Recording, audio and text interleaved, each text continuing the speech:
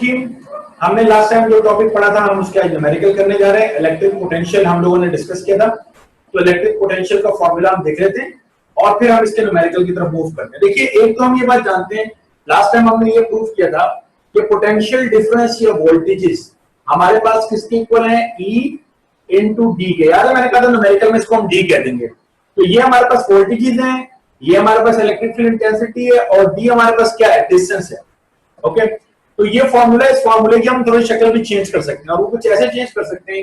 एक तो ये फॉर्मूला याद रखिएगा, दूसरा अगर मैं V is equal to E की वैल्यू आप जानते हैं 1/4 पाई एप्सिलॉन नॉट होती है, ठीक है। या बल्कि इसको ऐसे लिख लेते हैं, ज्यादा बेहतर ये, क्योंकि न्यूमेरिकल कर रहे हैं ना हम लोग, तो इसको हम लिख देते हैं K Q upon R square. ये किसकी वैल्यू लिखी मैंने, E की, और साथ में मेरे पास क्या है, D।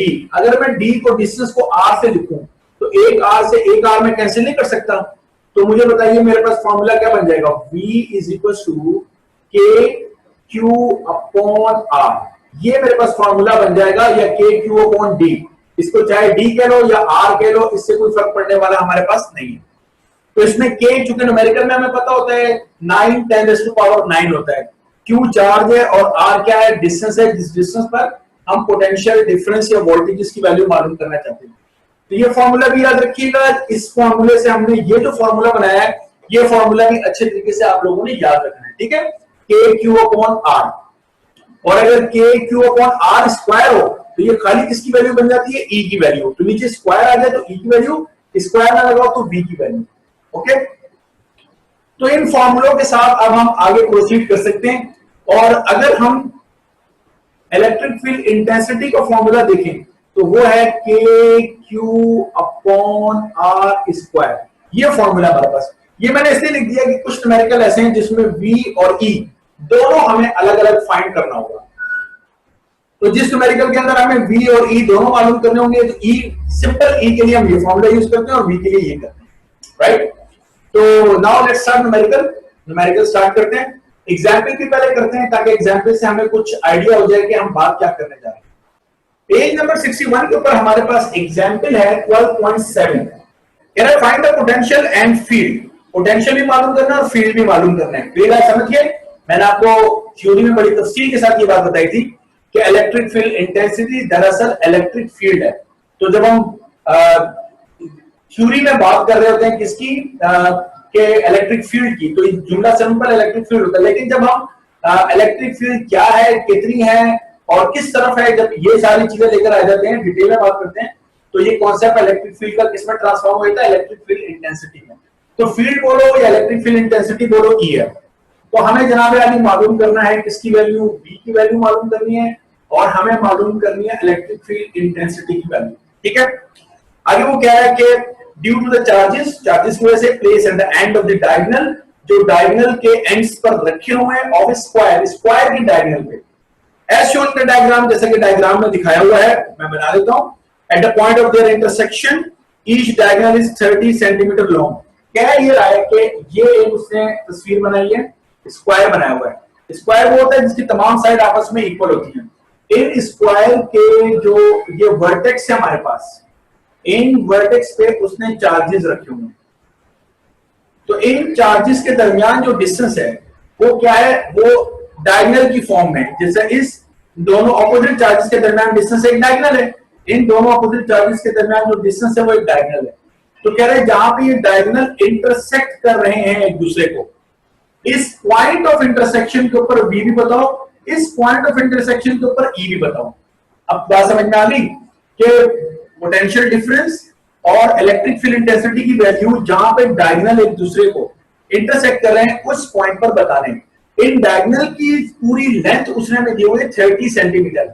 ऑब्वियसली बात है स्क्वायर के दोनों डायगोनल सेम होते हैं, तो ये जो डायगोनल की लेंथ है इसको मैं लिख देता हूं कि दिस इज 30 सेंटीमीटर। ऑब्वियसली बात है इसको मीटर में कन्वर्ट करके फॉर्मूले में रखेंगे क्योंकि डिस्टेंस हमारे पास मीटर में होता है। अब ये चार्जेस की जो वैल्यू है मैं वो भी लिख देता हूं। यहां पर उसने लिखा हुआ है -3 माइक्रोकूलम, यहां पे भी -3 माइक्रोकूलम, यहां पर उसने लिखा हुआ है 5 माइक्रोकूलम और यहां पर भी जो चार्ज है वो 5 microcoulomb.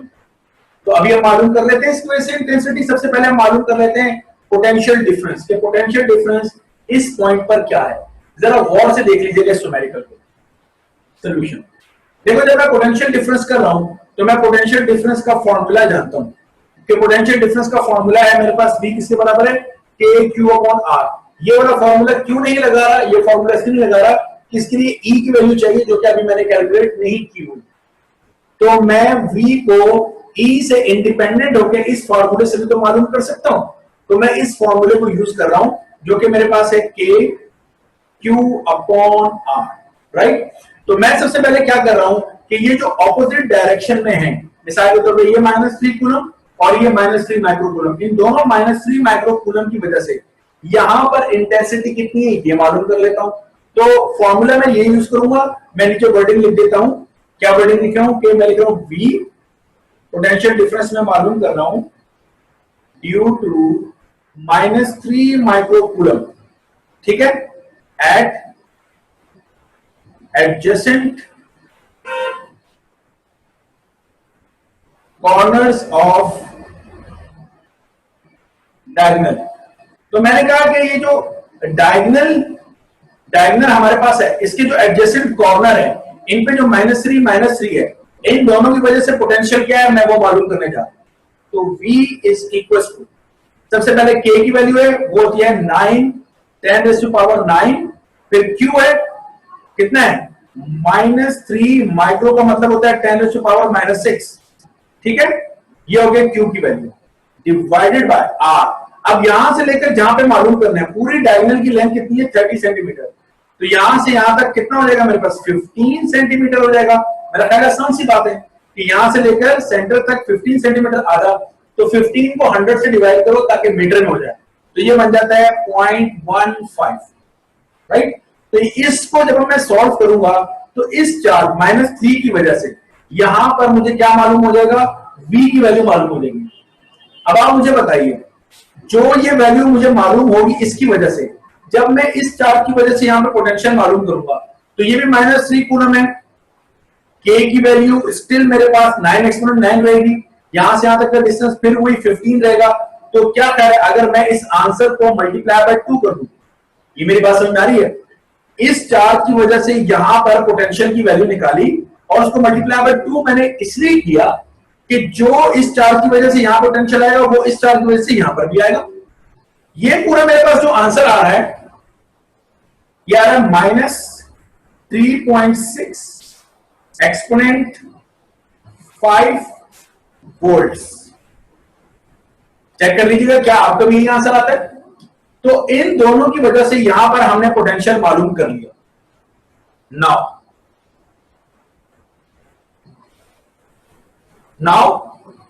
V due to 5 microcoulomb at adjacent corner of diagonal, इन दोनों की वजह से यहां पर पोटेंशियल कितने है वो मालूम कर लेते। हमने कहा कि V की वैल्यू होती है KQ/R, K की वैल्यू होती है 9 एक्सपोनेंट 9, Q हमारे पास 5, माइक्रो का मतलब होता है -6। देखिए प्लस चार्ज है तो मैंने प्लस लिया है, ये दोनों माइनस चार्ज है तो मैंने यहां पे माइनस लिया था, ओके। अपॉन यहां से यहां तक का जो डिस्टेंस है, दैट सी बात है आधा डायगोनल की आधी लेंथ है तो वही 15 होगा, तो 0.15 मीटर में करेंगे। और जो जवाब इसकी वजह से यहां पे आएगा एग्जैक्टली इसकी वजह से यहां पर भी वही जवाब आएगा, तो इसको मल्टीप्लाई बाय कितना कर दीजिए 2 कर दीजिए। तो यहां से जो वोल्टेजेस हमारे पास आ रहे हैं उसकी वैल्यू बनती है 6 exponent 5 volts, right? So V at the center of square के सेंटर में जो वोल्टेजेस है मेरे पास, अब वो क्या बन रहे हैं गौर से देखिए। ये वाले वोल्टेजेस कितने हैं 6 एक्सपोनेंट 5, ये वाले वोल्टेजेस मेरे पास कितने हैं प्लस कितने हैं -3.6 एक्सपोनेंट 5, -3.6 एक्सपोनेंट 5। तो प्लस लगा के ये वाले वोल्टेजेस मैंने लिखे -3.6 एक्सपोनेंट 5। अब ये प्लस माइनस क्या हो जाएगा माइनस, इसका मतलब है कि टोटल वोल्टेजेस आप कैसे निकालेंगे, 6 एक्सपोनेंट 5 में से माइनस कर देंगे 3.6 एक्सपोनेंट 5 को। तो इसका मतलब है एक्सपोनेंट 5 तो मुझे लिखना ही लिखना है, 6 में से माइनस करें 3.6 को, तो ये बनते हैं 2.4 और साथ में इसका यूनिट लिख दीजिए क्या, वोल्ट्स। ये हमारे पास आंसर आ गया।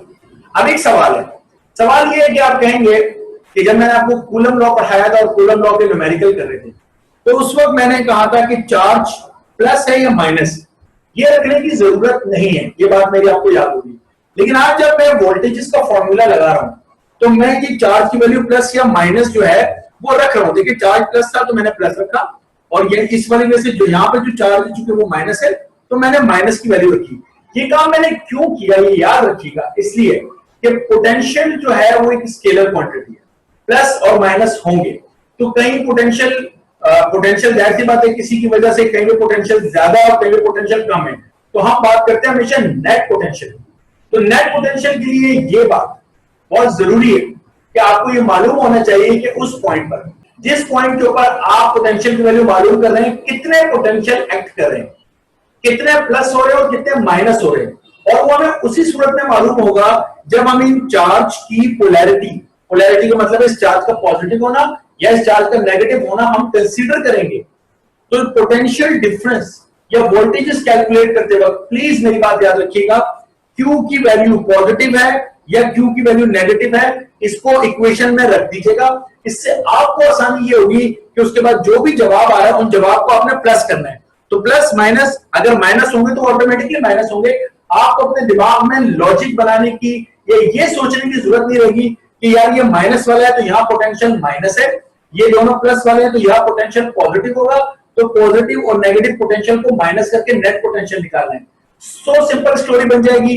पॉजिटिव वाले का पोटेंशियल पॉजिटिव आ रहा है, नेगेटिव वाले का पोटेंशियल नेगेटिव आ रहा है, आपने सिंपल दोनों के पोटेंशियल को प्लस करना है।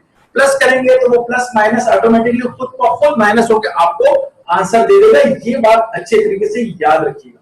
इसका फायदा क्या होगा, इस दफा तो मेरा जवाब आ रहा है प्लस में, लेकिन जरूरी तो नहीं है कि हर दफा मेरा जवाब प्लस में है।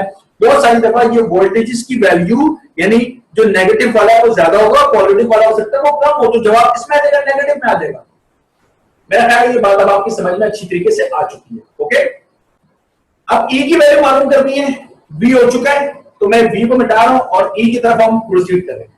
अच्छा जी, अब E की वैल्यू मालूम करते हैं, तो E की वैल्यू मालूम करना भी उतना ही आसान होगा हमारे लिए। देखिए अगर हमें किसी पॉइंट पर किसकी वैल्यू मालूम करनी है, E की वैल्यू मालूम करनी है, तो we will use this formula, right. आप चाहें तो ये वाला फॉर्मूला भी इस्तेमाल कर सकते हैं, क्योंकि अब हमारे पास V ऑलरेडी आ चुका है। लेकिन ज्यादा बेहतर है कि आप इस फॉर्मूले को यूज करें ताकि V की वैल्यू कहां पॉजिटिव है कहां नेगेटिव है, उससे आपको जरा छुटकारा मिल जाएगा। सिंपल फॉर्मूला है, Q और R की वैल्यूज आपने रखनी है, राइट। तो जरा देखिए अब हम इसको कैसे करने जा रहे हैं। अगर मैं इस पॉइंट पर, क्योंकि जब हम इलेक्ट्रिक फील्ड इंटेंसिटी की बात करते हैं तो इलेक्ट्रिक फील्ड इंटेंसिटी का मतलब है हम लेते हैं कि किसी टेस्ट चार्ज के ऊपर कोई चार्ज कितनी फोर्स लगा रहा है। याद है मेरी बात, फोर्स पर unit charge on a test charge. तो ये जो पॉइंट है अगर मैं इस पर सपोज कर लूं मेरे पास एक टेस्ट चार्ज है Q0 और जो टेस्ट चार्ज होता है उसको हम पॉजिटिव लेते हैं, तो ये वाला -3 कूलम वाला इस पॉजिटिव टेस्ट चार्ज को क्या इस तरफ, ये जो मैंने एरो बनाया इस तरफ नहीं अट्रैक्ट करेगा, ये -3 वाला इस टेस्ट चार्ज को क्या यूं अपनी तरफ नहीं अट्रैक्ट करेगा, क्या ख्याल है। तो ये दोनों की जो इलेक्ट्रिक फील्ड इंटेंसिटी एक वेक्टर क्वांटिटी है, तो ये दोनों वेक्टर एक दूसरे को कैंसिल ही कर देंगे, क्योंकि -3 डिस्टेंस 15, यहां से तक का डिस्टेंस कितना है 15 है। तो सेम डिस्टेंस के ऊपर ये एक्ट कर रहे हैं, ऑपोजिट डायरेक्शन में एक्ट कर रहे हैं, सेम मैग्नीट्यूड है। तो मैं यहां पे लिख सकता हूं, मैं यहां पे लिख रहा हूं कि E due to -3 microcoulomb at the adjacent corners of square cancel each other, एक दूसरे को क्या कर देंगे, कैंसिल कर देंगे। सिमिलरली अब अगर मैं इन दोनों की वजह से बात करूं तो ये वाला जो टेस्ट चार्ज है Q0, इसको ये पॉजिटिव वाला इस डायरेक्शन में रिपेल करेगा इस तरफ, तो ये पॉजिटिव वाला इस Q0 को इस डायरेक्शन में रिपेल कर देगा।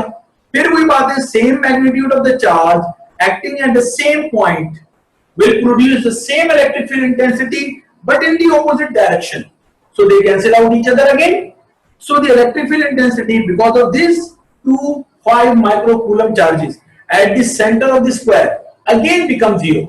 So similarly हम लिखेंगे जो E है मेरे पास, due to 5 microcoulomb at the adjacent corner of square is 0. So total intensity become, अब टोटल इंटेंसिटी क्या बन जाएगी अगर आप उसको E लिखें तो बड़ी सीधी सी बात है, इसकी वजह से अगर इंटेंसिटी को आप कह रहे हैं E1, ठीक है, इसको क्योंकि ये -3 में से इंटेंसिटी इस तरफ है, इसको कह रहे हैं E1, इसकी वजह से जो इधर इंटेंसिटी इसको कह रहे हैं E2, इसकी वजह से इस तरफ इंटेंसिटी उसको कह रहे हैं E3, इसकी वजह से जो इस तरफ इंटेंसिटी उसको आप कह रहे हैं E4। तो हमारे पास कहानी ये है कि E1 अगर पॉजिटिव है तो मेरे पास E2 क्या होगा, नेगेटिव। देखो ना, E1 अगर इस तरफ पॉजिटिव है तो ऑपोजिट डायरेक्शन में उस तरफ E2 क्या हो जाएगा, नेगेटिव। अगर मैं E3 को इस तरफ वाले को पॉजिटिव लेता हूं प्लस E3 करता हूं तो इस डायरेक्शन में, ऑपोजिट डायरेक्शन में E4 को मुझे क्या लेना पड़ेगा, नेगेटिव लेना पड़ेगा। तो ये सारे को क्या कर देंगे, कैंसिल, तो मेरे पास E कितना आ जाएगा, 0। So total electric field intensity at the centre of the square because of these charges become 0। मेरा ख्याल है ये बात भी आपकी समझ में आ चुकी है। पेज नंबर 78 के ऊपर हमारे पास न्यूमेरिकल है 12.7। अब हम ये न्यूमेरिकल आसानी के साथ कर सकते हैं। इस न्यूमेरिकल में भी यही चीजें हमसे पूछ रहा है। देखिए कह रहा है what are the electric field and potential at the centre of the square. उसी तरीके से इलेक्ट्रिक फील्ड कह रहा है, बताइए कितनी होगी, और पोटेंशियल बताइए कि पोटेंशियल डिफरेंस हमारे पास कितना होगा।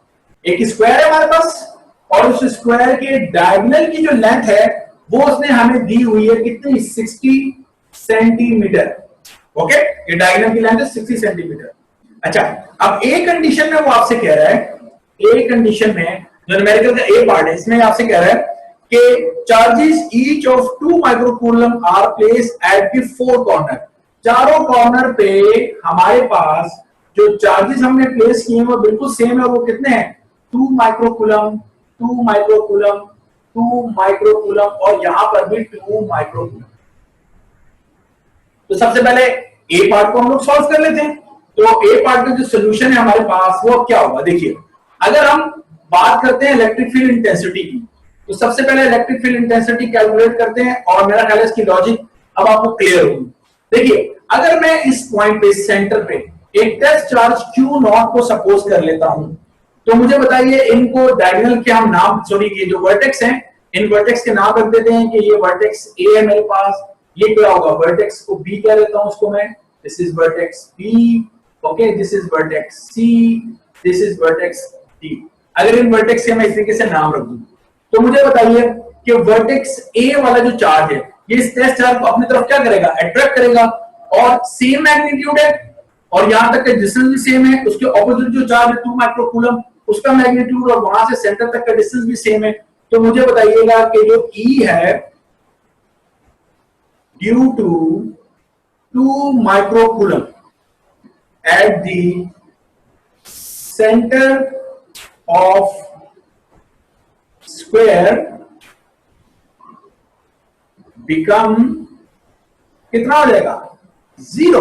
इट बिकम 0 क्योंकि ये वाला जो +2 माइक्रोकूलम वाला है उसको टेस्ट चार्ज को इस डायरेक्शन में रिपेल करेगा, ये 2 माइक्रोकूलम वाला इस डायरेक्शन में रिपेल करेगा, ये C वाला ये 2 माइक्रोकूलम है प्लस है इसको इस डायरेक्शन में रिपेल करेगा, ये D वाला 2 माइक्रोकूलम है ये इसको इस डायरेक्शन में रिपेल करेगा। तो ये तो सारे किसी को ऑपोजिट डायरेक्शन में रिपेल कर रहे हैं, सब चार्जेस के मैग्नीट्यूड भी सेम है। तो मुझे बताइएगा इलेक्ट्रिक फील्ड इंटेंसिटी कितनी आ जाएगी, 0। That's it, this is the answer. अब हम मालूम करने जा रहे हैं किसकी वैल्यू, V की वैल्यू मालूम करने जा रहे हैं। तो V की वैल्यू कैसे मालूम करेंगे, जिस तरह अभी हमने किया कि अगर हम इन दो की वजह से या पहले इस एक चार्ज की वजह से यहां पर मैं क्या मालूम करता हूं, पोटेंशियल, तो मैं फॉर्मूला क्या लगाऊंगा, V = K Q/R, ठीक है। तो V = K की वैल्यू होती है 9 एक्सपोनेंट 9 Q, चार्ज मेरे पास कितना है 2 और माइक्रो का मतलब है -6 और यहां से यहां तक का डिस्टेंस पूरे डायगोनल की लेंथ 60 है तो आधा डिस्टेंस कितना हो जाएगा 30 सेंटीमीटर। मीटर में करोगे तो हो जाएगा 0.3 तो ये हो जाएगा 0.3। तो ये हमारे पास यहां पर पोटेंशियल बता देगा किसकी वजह से, इस 2 माइक्रोकूलम की वजह से। तो एग्जैक्टली तो यही पोटेंशियल इसकी वजह से भी आएगा। 2 माइक्रोकूलम यहां से यहां तक का डिस्टेंस कितना है, वही 30 है। इस दफा तो ये चार्ज भी तो +2 माइक्रोकूलम है तो यहां से यहां तक का डिस्टेंस भी तो सेम है, वही सेम आंसर आ जाएगा। सेम उसी तरह 2 माइक्रोकूलम है और यहां से सेंटर तक का डिस्टेंस भी सेम है। तो मैं इस पूरे आंसर को किससे मल्टीप्लाई कर देता हूं, 4 से मल्टीप्लाई कर देता हूं। तो मेरे पास यहां से क्या आ जाएगा, पोटेंशियल की वैल्यू है। मेरा ख्याल आसान है, इसको कर सकेंगे आप लोग। ये हमारे पास आ रहा है जिसको साइंटिफिक नोटेशन में हम लिखेंगे 2.4 और 10⁻1 2 3 4 5 वोल्ट्स। ये हमारे पास आ गया पोटेंशियल की वैल्यू।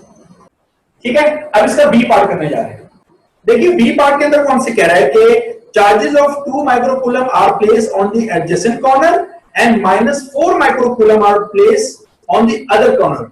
इसका मतलब यह है कि जो दो कॉर्नर है उसके ऊपर तो 2 माइक्रोकूलम ही रहा हमारे पास प्लस में, यहां 2 माइक्रोकूलम यहां 2 माइक्रोकूलम रख दें। ठीक है, बाकी जो दो कॉर्नर है इसको ले लीजिए, यहां पर -4 माइक्रोकूलम और यहां पर भी वो कह रहा है कि -4 माइक्रोकूलम हमने प्लेस किया। तो बताइए कि वैल्यू क्या होगी। तो सबसे पहले अगर आप पोटेंशियल की वैल्यू निकालें तो मेरा ख्याल है आसानी के साथ आप कर लेंगे पोटेंशियल को। तो पोटेंशियल का फॉर्मूला होता है आपके पास KQ/R। तो आप सबसे पहले V निकालें ड्यू टू 2 माइक्रोकूलम। 2 माइक्रोकूलम की वजह से आप V की वैल्यू निकाल दें तो वो कैसे निकलेगी, V = K Q 2 microcoulomb upon R। तो यहां से आता है डिस्टेंस 0.3 मीटर में करके। ठीक है, और ये दोनों चूंकि सेम चार्ज है, दोनों प्लस है, तो यहां पर जो इंटेंसिटी है, सॉरी यहां पर जो पोटेंशियल है उसको मल्टीप्लाई बाय क्या कर दें, 2 कर दें। तो यहां से मेरे पास ये इसको V1 कह लीजिए। ठीक है, इन दोनों की वजह से V1 कहना है ड्यू टू 2 माइक्रोकूलम, तो ये आ जाएगा V1। सिमिलरली अब हम क्या कर सकते हैं, V2 ड्यू टू -4 माइक्रोकूलम। तो इसको कर लीजिए V2 = K Q -4 microcoulomb upon R और जो भी आंसर है उसको मल्टीप्लाई बाय 2, क्योंकि यहां से यहां पे जो इंटेंसिटी है माइनस की वजह से सिमिलरली वो भी यहां से आता है। तो V2 आपके पास आ जाएगा, एक प्लस में आ रहा है एक माइनस में। So total potential V = V1 + V2। तो यहां से हमारे पास क्वांटिटीज की वैल्यू आ जाएगी। ये कीजिए आप, E की वैल्यू मालूम करनी है, यहां पर E की वैल्यू मालूम करनी है इस पॉइंट पर। V मैंने कर दिया है इनकी वजह से, 2 और -4 की वजह से V मैंने कर दिया है। आपने क्या मालूम करना है, E मालूम करना है। ओके, अच्छा अब ये जो कैलकुलेटर में रख के ये जो V1 मेरे पास आया है, V1 की वैल्यू आ रही है, इसको सबको मैंने सॉल्व किया तो 1 2 और 4 0। इसी तरीके से V2 मेरे पास आ रहा है, ये माइनस में, तो -2 4 और 4 0। तो इन दोनों को मैंने सिंपल क्या किया, प्लस किया। तो प्लस करेंगे, जाहिर सी बात है, एक प्लस है एक माइनस है, तो क्या हो जाएंगे, माइनस हो जाएंगे। तो माइनस होकर आंसर -1200 माइनस हमारे पास 120,000 आ रहा है। तो ये माइनस, और इसको मैंने साइंटिफिक नोटेशन में लिखा तो 1.2 एक्सपोनेंट 5 वोल्ट। क्लियर, आपसे कह रहा था कि आपका पोटेंशियल माइनस में भी आ सकता है, प्लस में भी आ सकता है। तो एग्जाम्पल जो की थी उसमें हमारे पास जो नेट पोटेंशियल, जो टोटल पोटेंशियल आया था वो पॉजिटिव था, जबकि जो बुक में चैप्टर के एंड में न्यूमेरिकल दिया हुआ है उसमें जो नेट पोटेंशियल, जो टोटल पोटेंशियल आ रहा है वो नेगेटिव है। तो ये बात अब आपकी समझ में आनी चाहिए। 12.8 में कह रहा है a particle carrying a charge of exponent -5 coulomb. Charge है हमारे पास एक्सपोनेंट -5 कूलम।